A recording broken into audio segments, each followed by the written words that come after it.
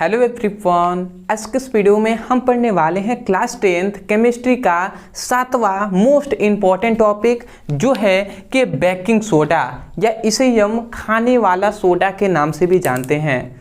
तो baking soda क्या होता है, इसका सूत्र क्या होता है, इसका रासायनिक नाम क्या होता है, इसका अणुभार क्या होता है, बेकिंग सोडा कैसे बनाया जाता है, बेकिंग सोडा का भौतिक गुण क्या होता है, इसका रासायनिक गुण क्या होता है। मतलब हम कुल मिला के कहें तो पूरा आज के इस वीडियो में इस टॉपिक के बारे में डिस्कस करेंगे।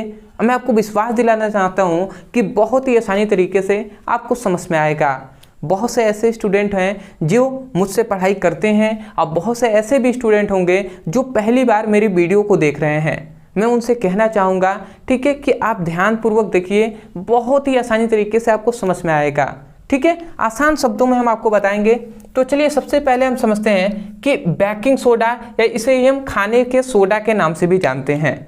तो सबसे पहला इसमें आपसे ये पूछ लिया जाता है 1 नंबर में कि इसका सामान्य सूत्र क्या होता है। ठीक है, बेकिंग सोडा का तो ये भी आपको याद रखना है, NaHCO3 होता है। ये क्या है, बेकिंग सोडा का सामान्य सूत्र है, इसको आपको याद रखना है।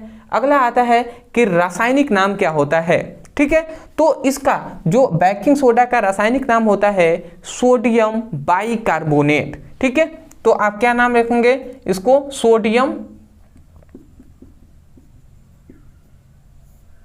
बाइकार्बोनेट। ठीक है, तो ये आप याद रखेंगे कि सोडियम बाइकार्बोनेट कह सकते हैं या इसे हम सोडियम हाइड्रोजन कार्बोनेट भी कह सकते हैं। ठीक है, बाई ना कहकर हाइड्रोजन भी कह सकते हैं। तो मैं ये भी लिख दे रहा हूं, सोडियम हाइड्रोजन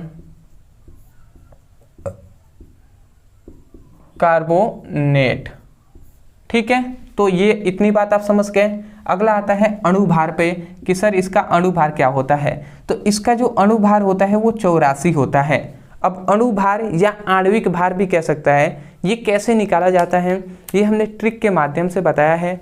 समझना चाहते हैं तो आप केवल लिखिएगा यूट्यूब पर अणुभार निकालना सीखें ब्रदर सर, इतना लिख कर सर्च करेंगे, वीडियो आपको तुरंत मिल जाएगा। ठीक है, इसका गिर गया।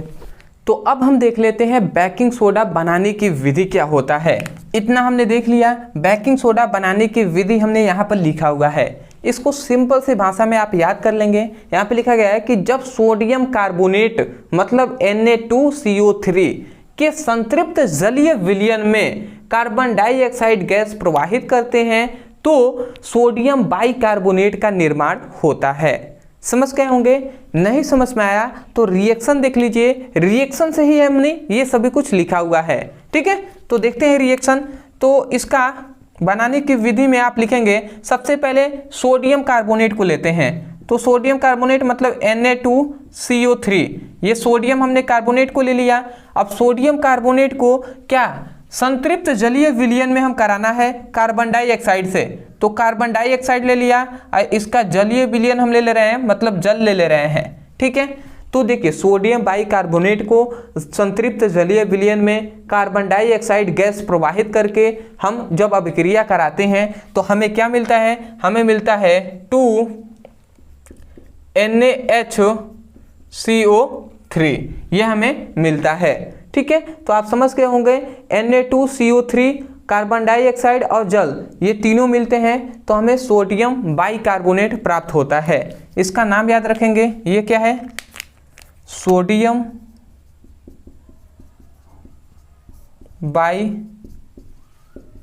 बाइकार्बोनेट। ठीक है, और ये क्या है, सोडियम कार्बोनेट है, केवल सोडियम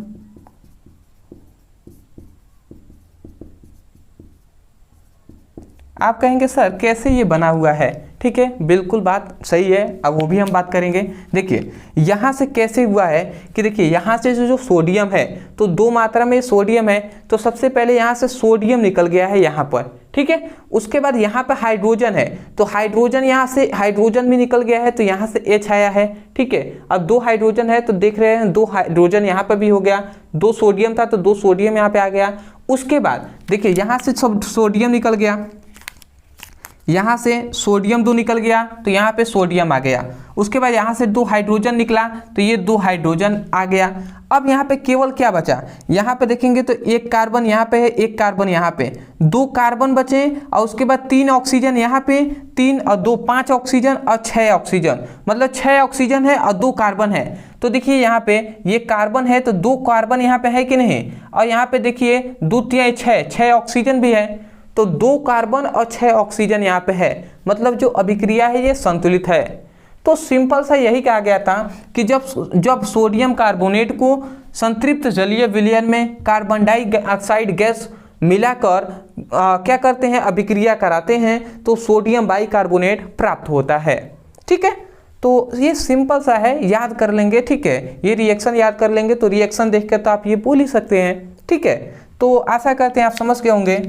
अब आते हैं कि बेकिंग सोडा का भौतिक गुण। अब देखिए भौतिक गुण आपको 2 याद कर लेना है, 2 बोर्ड एग्जाम में पूछ लिया जाता है। सबसे पहला, यह एक सफ़ेद क्रिस्टलीय ठोस होता है, मतलब जो बेकिंग सोडा होता है, मतलब जो खाने वाला सोडा होता है वो सफ़ेद होता है, क्रिस्टलीय ठोस होता है। ये आप देखे भी होंगे। ठीक है, आपके घरों में सोडा आप पूछेंगे अपनी माता जी से तो वो आपको बता देंगी। और ये जल में क्या होते हैं, विलय होते हैं, मतलब जल में घुल सकते हैं। ठीक है, समझ गए। तो ये 2 गुण है। उसके बाद आता है रासायनिक गुण। अब रासायनिक गुण में आपको सिंपल से याद रखना है कि जब सोडियम कार्बोनेट का सूत्र क्या है, Na2CO3। तो जब सोडियम कार्बोनेट को 100 डिग्री सेल्सियस से अधिक ताप पर हम क्या करते हैं, गर्म करते हैं, तो सोडियम बाइकार्बोनेट सोडियम कार्बोनेट में बदल जाता है। ठीक है, मतलब समझ में आ गया। मतलब जब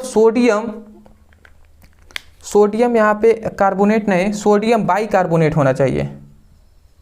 ठीक है, सोडियम बाइकार्बोनेट, जब सोडियम बाइकार्बोनेट को 100 डिग्री सेल्सियस पे गर्म करते हैं तो सोडियम बाइकार्बोनेट सोडियम कार्बोनेट में बदल जाता है। ठीक है, तो सबसे पहले सोडियम बाइकार्बोनेट को ले लेते हैं, तो रिएक्शन दिखाई नहीं देगा शायद। ठीक है, मैं यहाँ पे इसका रिएक्शन लिख दे रहा हूँ, याद रखिएगा, इसके नीचे आपको ये रिएक्शन लिखना है। ठीक है, तो हम लेते हैं सोडियम बाइकार्बोनेट का सूत्र क्या होता है, NaHCO3। तो ये हमने सोडियम बाइकार्बोनेट ले लिया। अब इसको 100 डिग्री सेल्सियस पे हम गर्म करेंगे। तो जब हम 100 डिग्री सेल्सियस पे इसको हम क्या करते हैं, गर्म करते हैं। ठीक है, तो हमें क्या प्राप्त होता है, हमें सोडियम कार्बोनेट प्राप्त होता है। ठीक है, तो सोडियम कार्बोनेट का सूत्र है Na2CO3 प्राप्त होता है, उसके साथ कार्बन डाइऑक्साइड गैस प्राप्त होता है। ठीक है, और जल प्राप्त होता है, ये हमें मिलेगा। और याद रखेंगे यहाँ पे 2 से आप संतृप्त मतलब संतुलित करने के लिए 2 से गुणा कर देंगे। ठीक है, तो ये आपका रिएक्शन है। सिंपल सा यही कहा गया है कि जैसे सोडियम बाइकार्बोनेट, ठीक है, मतलब सोडियम कार्बोनेट से सोडियम बाइकार्बोनेट बना है, वैसे ही इसका रासायनिक गुण में आपको लिख देना है कि ये हम ले लेंगे सोडियम बाइकार्बोनेट को और 100 डिग्री सेल्सियस पे फिर से हम क्रिया कराएंगे तो फिर से हमें यही मिलेगा। वही तो रिएक्शन है ना, इधर से फिर से हमने इधर करा दिया तो ये हमें मिल गया। तो यही आपको रासायनिक गुण में भी लिख देना है। तो वही बात हमने यहाँ पे लिखा हुआ है। आशा करता हूँ कि ये जो टॉपिक है ये आपको समझ में आ गया होगा। मैं यही कहूँगा, यदि आपको समझ में आया है तब जाकर एक प्यारा सा कमेंट कर दीजिएगा, और चैनल पे नए हो तो चैनल को सब्सक्राइब कर दीजिएगा। और ये बात है कि यदि आपको समझ में आया है ना, तो एक बार कमेंट सेक्शन में हमें बता दीजिएगा, क्योंकि जब भी स्टूडेंट हमें बताते हैं कि आपको समझ में उनको आ गया है तो थोड़ा सा संतुष्टि ये होता है कि चलिए ठीक पढ़ाया गया है। ना समझ में आए तो आप कहिए नहीं समझ में आया है, उससे भी हम अपने जो क्या होता है कुछ जो कमियां होंगी वो आप बता सकते हैं, उसको मैं जहां तक हो सकेगा उसको सुधार करूंगा और भी बेटर तरीके से मैं आपको समझाने का प्रयास करूंगा। तो आशा करते हैं आप समझ गए होंगे। तीसरी ये बात है, यदि आप सीरियस में क्लास 10th का फिजिक्स, केमिस्ट्री का और सभी विषयों का अच्छे से तैयारी करना चाहते हैं तो डिस्क्रिप्शन बॉक्स में हमने फिजिक्स और केमिस्ट्री दोनों का केवल मोस्ट इंपॉर्टेंट जो क्वेश्चन है, जो सीरीज चल रहा है, उसका हमने लिंक दे दिया है। जितना अभी तक पढ़ाया गया है उस लिंक में ज्वाइंट है, उस पर क्लिक कीजिए और वहाँ से पढ़ाई कीजिए। हिंदी, अंग्रेजी, सामाजिक विज्ञान की पढ़ाई करना है तो चैनल के प्लेलिस्ट में चले जाइए, उस पर क्लिक कीजिए और वहाँ से अपनी पढ़ाई कीजिए। तो आशा करते हैं दोस्तों आपको समझ में आ गया होगा। तो चलिए दोस्तों, आज के लिए इतना ही, मिलते एक नए टॉपिक के साथ, तब तक के लिए धन्यवाद।